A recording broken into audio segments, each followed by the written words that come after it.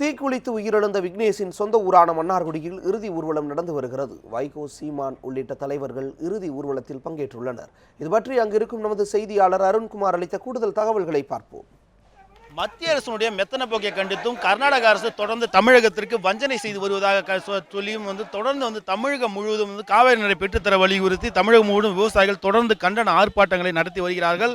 இந்த ஆர்ப்பாட்டத்தின் அடிப்படையில் தமிழக அரசு உத்தரவின் பேரில் உச்சநீதிமன்றத்தினுடைய 15,000 கனஅடி தண்ணீர் வழங்க வேண்டும் என தெரிவித்திருந்தது. அதன் அடிப்படையில் கர்நாடகா முழுவதும் தொடர்ந்து வன்முறை சம்பவங்கள் அரங்கேறி வருகின்றன. தமிழகனை தொடர்ந்து தாக்கப்படுவதும் அவருடைய சொத்துக்கள் மீது தீ வைத்து கொளுத்துவது என கன்னட அமைப்புகள் தொடர்ந்து சில நாட்களாகவே இந்த மாதிரி வன்முறை போராட்டம் ஈடுபட்டு வருகிறார்கள். இதனை கண்டித்து மத்திய அரசு உடனடியாக தலையிட்டு இதற்கான நிரந்தர தீர்வு எட்டப்பட வேண்டும். அது மட்டும் இல்லாமல் உச்சநீதிமன்ற உத்தரவின்படி காவிரி மேலாண்மை வாரியம் அமைக்க வேண்டும், காவிரி ஒழுங்காற்று குழுவை அமைக்க வேண்டும் உள்ளிட்ட கோரிக்கைகளை முன்னிறுத்தி உண்ணாவிரத கடையெடுப்பு போராட்டமும் நடைபெற்று வந்தன.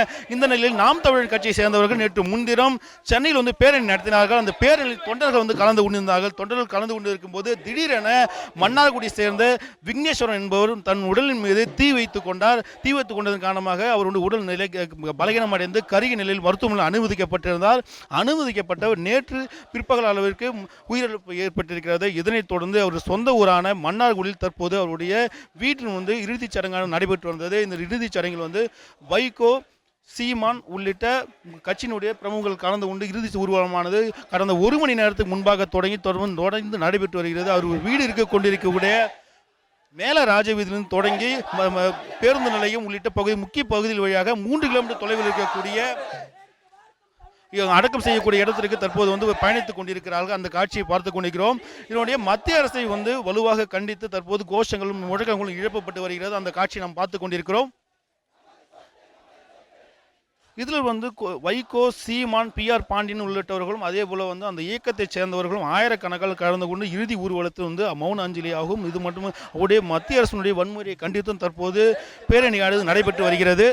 தொடர்ந்து இந்த ஊர்வலமானது இன்னும் இருக்கக்கூடிய 3 கிலோமீட்டர் தொலைவு இருக்கக்கூடியது. இந்த 3 கிலோமீட்டர் தொலைவில் தொடர்ந்து பயணித்துக் கொண்டிருக்கிறார்கள். இறுதி ஊர்வலமானது அமைதியாக நடக்க வேண்டும் என்பதற்காக திருச்சி மண்டலத்தினுடைய துணைத் தலைவர், காவல்துறை துணைத் தலைவர் செந்தில்குமார் தலைமையில் 800க்கும் மேற்பட்ட போலீசார் தொடர்ந்து பாதுகாப்பு பணியில் ஈடுபடுத்தப்பட்டு வருகிறார்கள். அந்த காட்சியும் பார்த்துக் கொண்டிருக்கிறோம். இந்த தமிழனுக்கு எதிரான உணர்வு தற்போது அழிந்துவிடக் கூடாது என்பதற்காக விக்னேஷ் அவர்கள் இருந்திருக்கிறார். அந்த இறப்பானது இன்னும் தமிழுக்கு நடைபெற்ற கடைசி இறப்பாக இருக்க வேண்டும் என்பதுதான் இந்த பகுதி மக்களுடைய கோரிக்கையாக உள்ளது. நியூஸ் 7 செய்திகளுக்காக ஒளிப்பதிவாளர் சுரேஷுடன் அருண்குமார்.